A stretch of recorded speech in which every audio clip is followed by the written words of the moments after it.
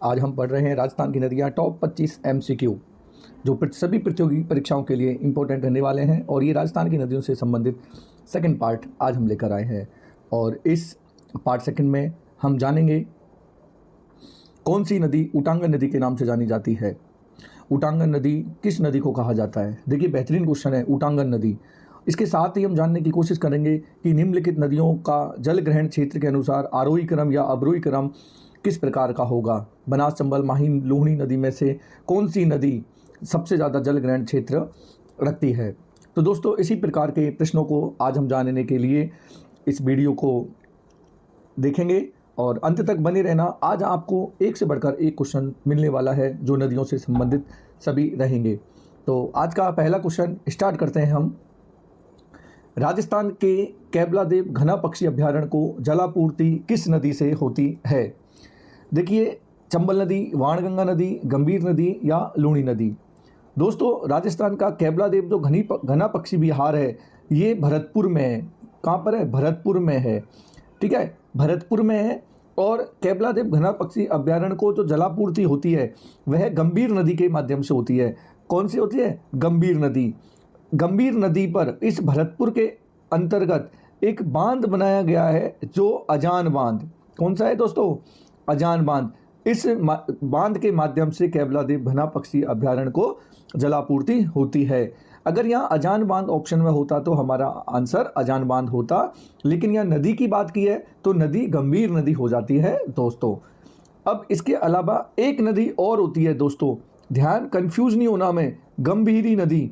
यह गंभीरी नदी चित्तौड़गढ़ में प्रवाहित होती है। कहाँ प्रवाहित होती है? चित्तौड़गढ़ में। चित्तौड़गढ़ में प्रवाहित होती है। और ये जो नदी है गंभीरी, यह बनास की सहायक है दोस्तों। किसकी सहायक है? बनास नदी की सहायक है। तो गंभीर नदी और गंभीरी नदी दोनों अलग अलग हैं। यह गंभीर नदी जो है ये करौली भरतपुर में प्रवाहित होती है, जबकि गंभीरी चित्तौड़गढ़ में बनास नदी की सहायक नदी है। दोस्तों, कंफ्यूज नहीं होना है। कैबलादेव घना पक्षी अभ्यारण्य भरतपुर जिले में स्थित है और गंभीर नदी के माध्यम से इसमें जलापूर्ति की जाती है। नेक्स्ट क्वेश्चन नंबर 2, बाणगंगा नदी के संबंध में निम्न कथनों पर विचार कीजिए। कथन फर्स्ट, वाणगंगा नदी का उद्गम वैराट की पहाड़ियों से होता है। वाणगंगा नदी को अर्जुन की गंगा के नाम से भी जाना जाता है। वाणगंगा नदी के अन्य उपनाम ताला नदी और गुम्फित नदी भी हैं। यह नदी अंततः चंबल नदी में मिलती है। सही विकल्प चुनना है। हमारे सामने ऑप्शन दिए हुए हैं। अभी हम एक एक स्टेटमेंट देख लेते हैं। वाणगंगा नदी का उद्गम वैराट की पहाड़ियों से होता है, ये बिल्कुल सही है। वाणगंगा नदी को अर्जुन की गंगा के नाम से भी जाना जाता है, ये भी सही है। और बाणगंगा नदी के अन्य नाम ताला नदी और गुम्फित नदी है, ये भी सही है। लेकिन दोस्तों, वाणगंगा जो नदी है ये चंबल नदी में नहीं मिलती है। चंबल नदी में नहीं मिलती है। वाणगंगा एक प्रकार की रुंडित नदी है। ध्यान रखना दोस्तों, रुंडित नदी है। रुंडित नदी है। 2012 सन 2012 से बाणगंगा नदी को रुंडित नदी का दर्जा दिया गया है। तो हमारे यहाँ स्टेटमेंट निकल के आते हैं 1, 2, 3। 1, 2, 3 ऑप्शन बी हमारा यहाँ सही हो जाता है। दोस्तों, यहाँ मैं बताना चाहूँगा गुम्फित नदी। गुम्फित नदी ऐसे नदी को कहते हैं जो नदी टेढ़े मेढ़े और संकरे रास्तों से प्रवाहित होती है, उस नदी को कहा जाता है गुम्फित नदी। टेढ़े मेढ़े, ठीक है, सांप के आकार की तरह प्रवाहित होती है, टेढ़े मेढ़े और संकरे रास्तों से जो प्रवाहित होती है वह गुम्फित नदी कहलाती है। और गुम्फित नदी बाणगंगा नदी कहलाती है। क्वेश्चन नंबर 3, वर्षा ऋतु में अपनी विनाश लीला के लिए कौन सी नदी प्रसिद्ध है? वर्षा ऋतु में अपनी विनाश लीला के लिए लूणी नदी, सावी नदी, वाणगंगा नदी, माही नदी। तो दोस्तों, विनाश लीला के जो नदी प्रसिद्ध है वह नदी है सावी नदी। वह नदी है सावी नदी। विनाश लीला के लिए सावी नदी प्रसिद्ध है क्योंकि वर्षा ऋतु के समय इसमें अचानक से तेज बाढ़ आ जाती है और यह भयंकर नुकसान करती है। इसीलिए विनाश लीला के लिए जो प्रसिद्ध नदी है वह सावी नदी है। नेक्स्ट क्वेश्चन नंबर 4, निम्न में से कौन सी नदियां अंतःप्रवाही नदियां हैं? रूपनगढ़ नदी, मेंढा नदी, खंडेला नदी या कांतली नदी? तो दोस्तों अंतःप्रवाही नदी उन नदियों को कहते हैं जिन नदियों का पानी समुद्र तक नहीं पहुंच पाता, वे सभी नदियां अंतःप्रवाहित नदियां कहलाती हैं। तो इनमें से कौन सी नदी अंतःप्रवाहित नदी है? रूपनगढ़ बिल्कुल है, मेंढा है, खंडेला भी है और कांतली भी है। चारों नदी 1, 2, 3 चारों नदी अंतःप्रवाहित नदी का उदाहरण है। चलिए नेक्स्ट, भीमलत जलप्रपात किस नदी पर है? मीनल नदी, मांगली नदी, बनास नदी, चंबल नदी? दोस्तों ये भीमलत जो जलप्रपात है, भीमलत जलप्रपात है, ये बूंदी जिले में है। सबसे पहले तो जिले की बात करते हैं, बूंदी जिले में है और मांगली नदी पर है, मांगली नदी पर है और बूंदी जिले में है। इसके अलावा एक जलप्रपात और पढ़ते हैं हम, जो राजस्थान का बहुत फेमस जलप्रपात है, मीनाल जलप्रपात। और यह मीनाल जलप्रपात जो है ये भीलवाड़ा में है। कहाँ पर है दोस्तों? भीलवाड़ा में है और मीनाल नदी पर है। नदी का नाम क्या होगा? मीनाल नदी। मीनाल जलप्रपात मीनाल नदी पर भीलवाड़ा जिले में स्थित है। जबकि भीमलत जलप्रपात मांगली नदी पर कहाँ स्थित है? बूंदी जिले में स्थित है। चलिए क्वेश्चन नंबर 6 की ओर। राजस्थान में सर्वाधिक नदियों वाला संभाग कौन सा है? तो दोस्तों जोधपुर, कोटा, जयपुर, बीकानेर, कौन से संभाग में सबसे ज़्यादा नदी प्रवाहित होती हैं? तो मैं बताना चाहूँगा दोस्तों कोटा। इस कोटा में सबसे ज़्यादा नदी प्रवाहित होती हैं। देखिए दोस्तों चंबल भी प्रवाहित यहाँ होती है, पार्वती, परवन, उजाड़, काली सिंध और भी अन्य नदियाँ भी यहाँ कई सारी प्रवाहित होती हैं। इनके अलावा भी ये मेन मुख्य नदी हैं, इनके अलावा भी और नदी इस कोटा संभाग से प्रवाहित होती है। तो ध्यान रखना सबसे ज़्यादा नदियों वाला संभाग कोटा है। जबकि ज़िले की बात करें कि कौन से ज़िले में सबसे ज़्यादा नदी प्रवाहित होती हैं, तो उसका आंसर होगा चित्तौड़गढ़। उसका आंसर क्या होगा? चित्तौड़गढ़। जिला चित्तौड़गढ़, संभाग कोटा। Next question number 7। देखिए एक और बेहतरीन क्वेश्चन, और आज की वीडियो में हम अंत तक ऐसे ही बेहतरीन क्वेश्चन देखने वाले हैं, इसलिए आपको अंत तक बने रहना है दोस्तों। आपने ये क्वेश्चन पढ़े हैं और ये क्वेश्चन हर एग्जाम में लगभग पूछ लिए भी जाते हैं, तो दोस्तों अंत तक बने रहना, एक से बढ़कर एक क्वेश्चन आपको मिलने वाला है। और दोस्तों अगर आपने ये क्लास अंत तक ली तो उम्मीद है कि आने वाली एग्जाम्स जो होंगी उसमें आपका नदी से संबंधित एक भी प्रश्न गलत नहीं होगा। तो चलिए क्वेश्चन नंबर 7, खारवाल जाति के लोग मोरली झाड़ी के उपयोग से नमक का उत्पादन किस झील से करते हैं? देखिए यहाँ 3 क्वेश्चनों की बात की है। कौन सी जाति के लोग? खारवाल जाति के लोग। कौन सी झाड़ी का उपयोग करते हैं? मोरली झाड़ी का उपयोग। और ये कौन सी झील से नमक का उत्पादन करते हैं? तो पचपदरा झील से। और यह पचपदरा झील वर्तमान में बालोतरा जिले में है। लेकिन यदि ये क्वेश्चन पेपर में आया और ऑप्शन बाड़मेर है, बालोतरा नहीं है, तो बाड़मेर आंसर हो जाएगा। लेकिन वर्तमान में जो 41 डिस्ट्रिक्ट हुए हैं राजस्थान के, उसमें बालोतरा एक अलग जिला बना है और पचपदरा झील बालोतरा में आती है। तो देखिए अब यहाँ 4 क्वेश्चन आए। खारवाल जाति के लोग कौन सी झाड़ी के उपयोग से नमक का उत्पादन करते हैं? मोरली झाड़ी। या किस जाति के लोग मोरली झाड़ी के उपयोग से नमक का उत्पादन करते हैं? तो खारवाल जाति के लोग। या पचपदरा झील से कौन सी जाति के लोग नमक का उत्पादन करते हैं? खारवाल जाति के लोग। पचपदरा झील किस जिले में स्थित है? तो देखिए इस एक क्वेश्चन में से आपको 3 से 4 क्वेश्चन निकल कर आए हैं। तो इस प्रकार के बेहतरीन क्वेश्चन मिलने वाले हैं आज आपको आज की क्लास में। ये नदियों से संबंधित अपना दूसरा पार्ट है। पहले पार्ट को देख लेने के लिए आप प्लेलिस्ट में जाइए और वहाँ राजस्थान से संबंधित आपको राजस्थान भूगोल के सभी चैप्टर वाइज वहाँ प्लेलिस्ट में आपको मिल जाएंगी वीडियोस। आपको जो वीडियो देखनी है, जिस क्वेश्चन आपको क्वेश्चन आंसर अटेंड करने हैं, आप वहाँ पर MCQ मिलेंगे और बेहतरीन से बेहतरीन MCQ मेरे द्वारा प्रयास किए गए हैं कि आप सभी को जो MCQ डाले हैं वे पसंद आएंगे। क्वेश्चन नंबर 8, निम्नलिखित में से खारे पानी की झील नहीं है? सांबर झील, डीडवाना झील, पचपदरा झील, गजनेर झील। तो देखिए दोस्तों खारे पानी की झील नहीं है, मतलब मीठे पानी की झील की बात की है इसने। सांबर झील खारे पानी की झील है, डीडवाना खारे पानी की झील है, पचपदरा खारे पानी की झील है। अभी हमने पढ़ा था खारवाल जाति के लोग पचपदरा झील से नमक का उत्पादन करते हैं और नमक खारे पानी से बनता है। तो हमारे पास ऑप्शन निकल के आता है गजनेर झील। गजनेर झील मीठे पानी की झील है। और दोस्तों ये गजनेर जो झील है ये बीकानेर में है। कहाँ पर है दोस्तों? बीकानेर में। पचपदरा मैंने अभी आपको बताया कहाँ है दोस्तों? बालोतरा में। डीडवाना नागौर में है और सांबर जयपुर में है। सांबर कहाँ है दोस्तों? जयपुर में है ना? जयपुर में है, जेपी जयपुर में है। तो खारे पानी की झील कौन सी नहीं है? गजनेर झील। नेक्स्ट, निम्नलिखित में से कौन सी झील खारे पानी की है? वहाँ पूछा था खारे पानी की नहीं है और यहाँ पूछा है खारे पानी की है। तो दोस्तों नक्की झील, पुष्कर झील, ताल छापर झील, फतेह सागर झील। तो दोस्तों नक्की झील खारे पानी की नहीं है, मीठे पानी की है। पुष्कर झील मीठे पानी की है और फतेह सागर भी मीठे पानी की है। ताल छापर जो कि चूरू के अंतर्गत है, चूरू जिले में आती है, चूरू जिले में स्थित है, यह एक खारे पानी की झील है। नक्की झील सिरोही में स्थित है, पुष्कर अजमेर में है और फतेह सागर उदयपुर में है। ठीक है ना दोस्तों? नक्की कहाँ है? सिरोही डिस्ट्रिक्ट। माउंट आबू, पुष्कर अजमेर, फतेह सागर कहाँ है? उदयपुर।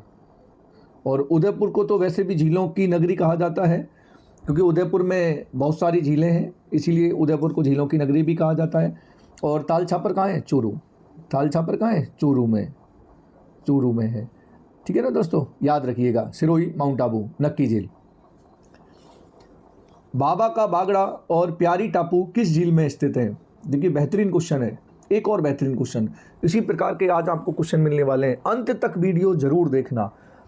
अगर आपने आज का वीडियो अंत तक नहीं देखा मतलब आपने टॉप 25 क्वेश्चन को मिस कर दिया है। बाबा का बागड़ा और प्यारी टापू किस झील में स्थित है? जयसमंद झील, फतेह सागर झील, राजसमंद झील और नक्की झील।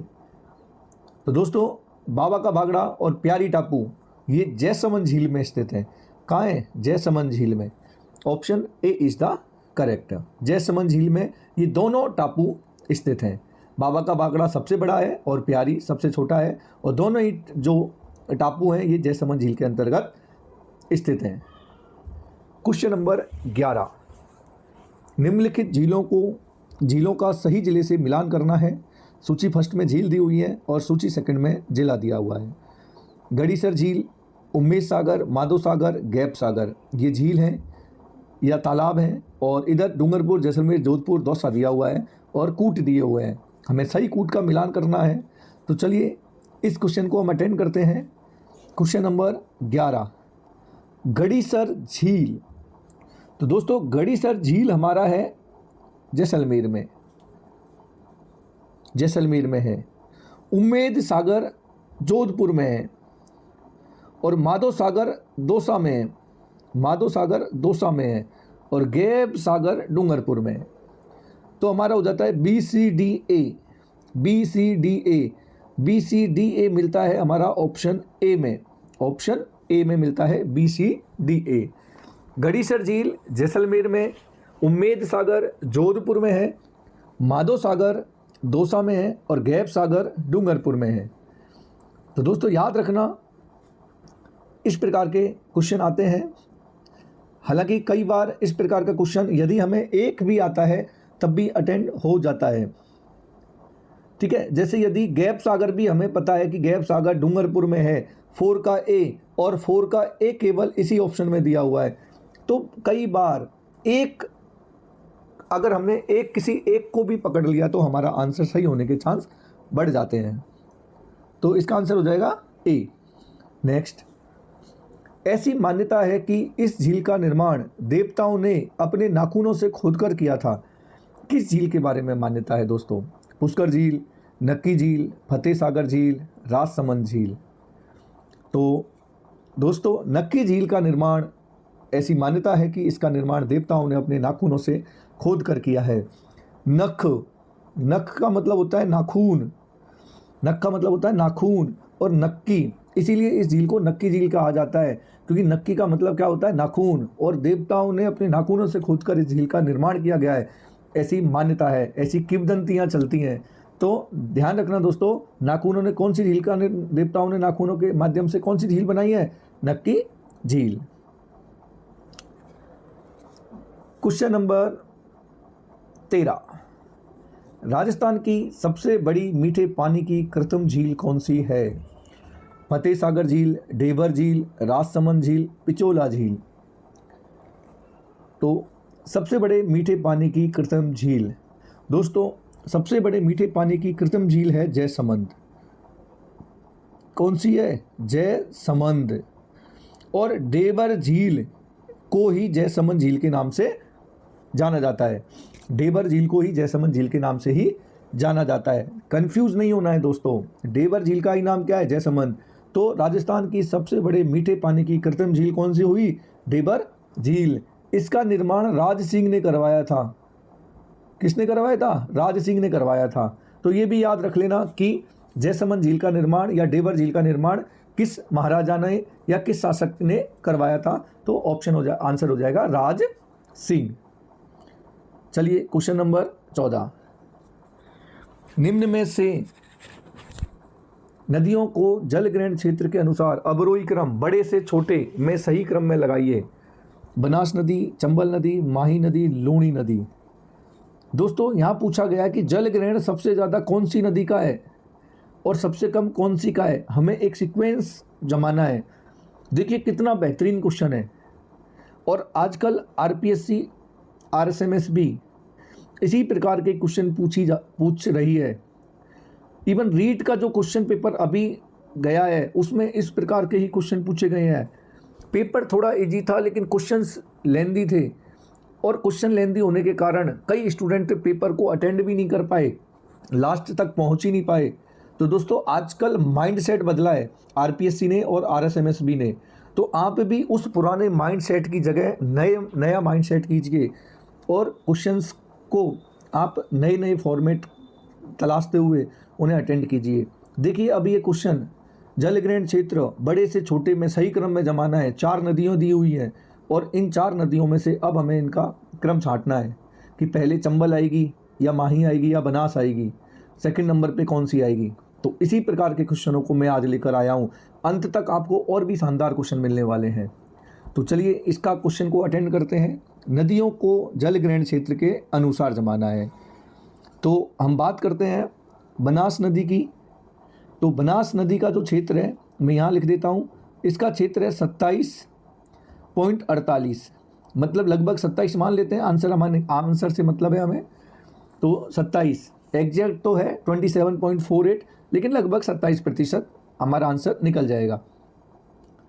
चंबल नदी का है 20, माही नदी का है 17 और इस लूणी नदी का है 20। दोस्तों इस माही नदी का, ये जो माही नदी है इसका होगा 9। कितना होगा? 9। तो हमारा आंसर निकल के आता है, इसको एक मिनट, बनास का 27 है, चंबल का 17 है, माही का 9 है और लूणी का 20 है। 20% क्षेत्र पर ये अपना इसका 20% इसका जलग्रहण क्षेत्र है। तो हमारा आंसर निकल के आता है 27, 20, 17, 9। मतलब बनास सबसे बड़ी होगी, उसके बाद 20 है लूणी का, तो बनास के बाद लूणी आएगी, लूणी के बाद 17 किसका है? चंबल का, और चंबल के बाद माही। सबसे लास्ट में कौन सी आएगी? माही। बनास, लूणी, चंबल, माही, मीन्स ऑप्शन डी हमारा सही आंसर हो जाता है। तो दोस्तों इस प्रकार के बेहतरीन क्वेश्चन आने वाली एग्जाम्स में आने वाले हैं। आप उसी तैयारी को, उन्हीं क्वेश्चन के साथ अपना माइंड सेट अप करते हुए आगे बढ़ना है। तो दोस्तों उसके लिए आपको इस चैनल को सब्सक्राइब करना होगा, ताकि आने वाले जो क्वेश्चंस हैं उनका नोटिफिकेशन आपको समय समय पर मिलता रहे और आप उन क्वेश्चंस के जवाब देते हुए अपनी तैयारी को आकलित कर सकते हैं, स्वयं आकलन कर सकते हो। आप लिख सकते हैं कि 25 क्वेश्चन में से मेरे कितने आंसर सही हैं, मेरे कितने आंसर सही हैं, आप अपने आप को इवेल्युएट कर सकते हो दोस्तों। इससे बेहतर मौका नहीं मिलता। और याद रखना दोस्तों, लक्ष्य हमेशा वही पाता है जो सटीक रणनीति अपनाता है। प्रैक्टिस बहुत ज़रूरी है। अगर आपको यही नहीं पता होगा कि क्वेश्चन किस प्रकार के आते हैं, तो आपने नदी वाले टॉपिक भले कितना ही पढ़ लिया हो, लेकिन यदि क्वेश्चन अटेंड नहीं कर पा रहे हो आप, तो आपको एक स्पष्ट रणनीति बनाने की आवश्यकता है। आपको ज़्यादा से ज़्यादा प्रश्न उत्तर अटेंड करने की आवश्यकता है, ज़्यादा से ज़्यादा क्वेश्चन निकालने की आवश्यकता है। और उसके लिए आप इस चैनल को सब्सक्राइब कर लीजिए और अपने दोस्तों तक भी शेयर कीजिए, ताकि उन्हें भी आपके साथ साथ उन्हें भी लाभ मिल सके। चलिए क्वेश्चन नंबर 15, चंद्रभागा नदी के किनारे कौन सा नगर स्थित है? झालरापाटन, कोटा, बूंदी, बारां। तो देखिए चंद्रभागा नदी, और चंद्रभागा नदी के किनारे जो शहर स्थित है वह है झालरापाटन। और इस झालरापाटन को घंटियों का शहर भी कहते हैं, घंटियों का शहर भी कहते हैं। बेहतरीन क्वेश्चन है। क्वेश्चन आ सकता है कि कौन से शहर को घंटियों का शहर कहते हैं? तो झालरापाटन, सिटी ऑफ बेल्स के नाम से जाना जाता है झालरापाटन। और यह झालरापाटन चंद्रभागा नदी के किनारे स्थित है। चलिए नेक्स्ट, राजस्थान के ऐसे कौन से 2 जिले हैं जिनमें कोई भी नदी नहीं बहती है? देखिए दोस्तों, राजस्थान में एक ऐसा संभाग जिसमें सबसे ज़्यादा नदी प्रवाहित होती है, एक ऐसा ज़िला जिसमें सबसे ज़्यादा नदी प्रवाहित होती है, लेकिन कुछ ऐसे ज़िले भी हैं जिनमें एक भी नदी प्रवाहित नहीं होती। देखिए राजस्थान विविधताओं वाला देश है, और यहाँ नदी के रूप में भी विविधता देखने को मिलती है। कहीं तो नदी, किसी ज़िले में तो नदी खूब सारी प्रवाहित होती हैं, और किसी ज़िले में प्रवाहित ही नहीं होती। तो देखिए दोस्तों, राजस्थान के 2 ज़िले ऐसे हैं जहाँ पर नदी प्रवाहित नहीं होती, और आंसर होगा बीकानेर और चूरू। ये 2 डिस्ट्रिक्ट ऐसे हैं जिसमें किसी भी प्रकार की नदी प्रवाहित नहीं होती। ध्यान रखना दोस्तों, बीकानेर और चूरू ज़िले ऐसे हैं जिनमें किसी भी प्रकार की नदी प्रवाहित नहीं होती। चलिए नेक्स्ट, निम्नलिखित में से कौन सी नदी ऊटांगन नदी के नाम से जानी जाती है? देखिए बेहतरीन क्वेश्चन, ऊटांगन नदी, ऊटांगन नदी के नाम से कौन सी नदी जानी जाती है? गंभीर नदी, काली सिंध नदी, पार्वती नदी, परवन नदी। दोस्तों मैं गारंटी से कह सकता हूं कि जो व्यक्ति उस जिले से भी संबंधित होगा वह भी इस क्वेश्चन को अटेंड नहीं कर पाएगा, क्योंकि उन्हें भी नहीं पता कि इस नदी को ऊटांगन नदी कहते हैं, जबकि स्थानीय भाषा में उस नदी का नाम ऊटांगन नदी है। ऊटांगन का कोई शाब्दिक अर्थ नहीं है, लेकिन इसे केवल स्थानीय भाषा में बोला जाता है ऊटांगन नदी। और इसीलिए मैं कहता हूँ आपको, मैं दावे के साथ कह सकता हूँ कि उन डिस्ट्रिक्ट वालों को भी ये आंसर नहीं पता होगा, ऊटांगन नदी। इस प्रकार के बेहतरीन क्वेश्चन मैं आपके लिए लेकर आया हूँ। हालांकि जैसे ही मैं जिला बताऊंगा, जिले के बाद उनको आंसर आ जाएगा। तो दोस्तों ऊटांगन नदी करौली ज़िले में प्रवाहित होती है, करौली ज़िले में। और करौली ज़िले आते ही हमारा आंसर हो जाता है गंभीर नदी, गंभीर नदी। तो ऊटांगन नदी किस नाम से जानी जाएगी? गंभीर नदी के नाम से, गंभीर नदी के नाम से।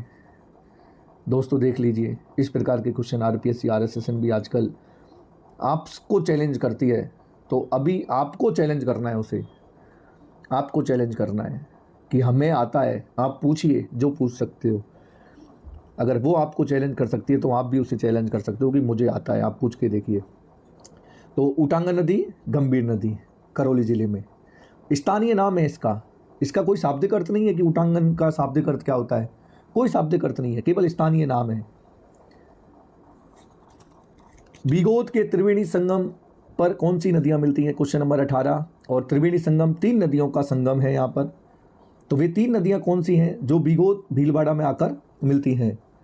ऑप्शन आपके सामने है, बनास नदी, बेडच, मीनाल, चंबल, बनास, काली सिंध, माही, सोम, जाखम, लूणी, जवाई नदी, सुकड़ी। तो देखिए लूणी नदी तो पश्चिमी राजस्थान में प्रवाहित होती है, तो ऑप्शन होगा नहीं, क्योंकि बात चल रही है भीलवाड़ा की। माही, सोम, जाखम नदी ये बनाती है बेणेश्वर धाम, तो ये ऑप्शन होगा नहीं। अब हमारे पास ऑप्शन बचते हैं ए और बी, चंबल, बनास, काली सिंध या बनास, बेडच, मीनाल। तो दोस्तों बीगोत भीलवाड़ा के पास जो त्रिवेणी संगम है, वहाँ जो नदियाँ मिलती हैं वे मिलती हैं बनास, बेडच और मीनाल नदी। इसी मीनाल नदी के ऊपर मीनाल जलप्रपात है जो कि भीलवाड़ा में है।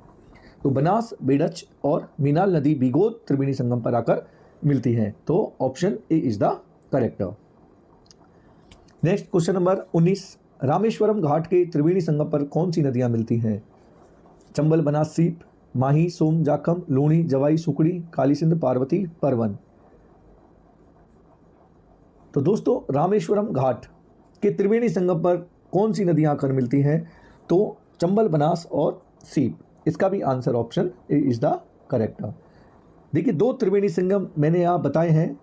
एक है बीगोत भीलवाड़ा के त्रिवेणी संगम पर बनास, बेड़च और मीनाल, और ये है रामेश्वरम घाट, चंबल, बनास, सीप। ये तीनों नदियों, दो त्रिवेणी संगम मैंने बताए हैं।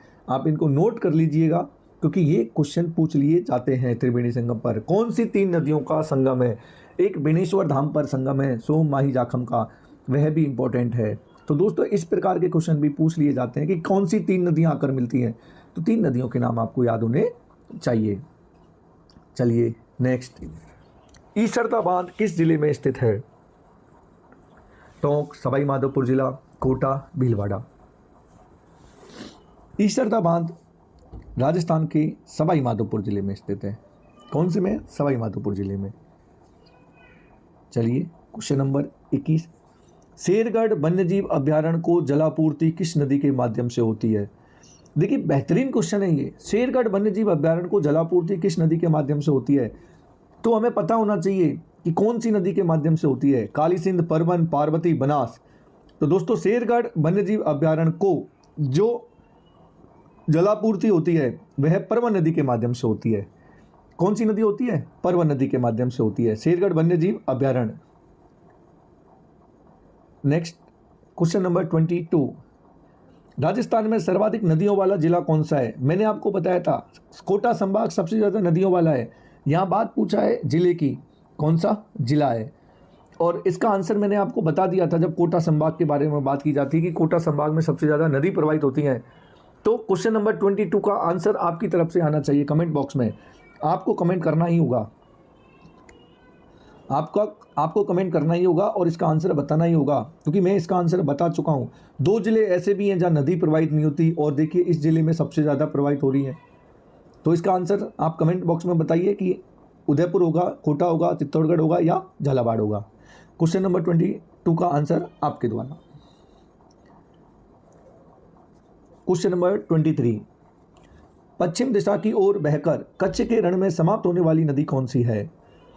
तो पश्चिम दिशा की ओर प्रवाहित हो रही है दोस्तों, पश्चिम दिशा की ओर प्रवाहित होकर, पश्चिम दिशा की ओर प्रवाहित होकर और कच्छ के रण की में समाप्त होने वाली नदी लूणी नदी है। कौन सी नदी है दोस्तों? लूणी नदी है।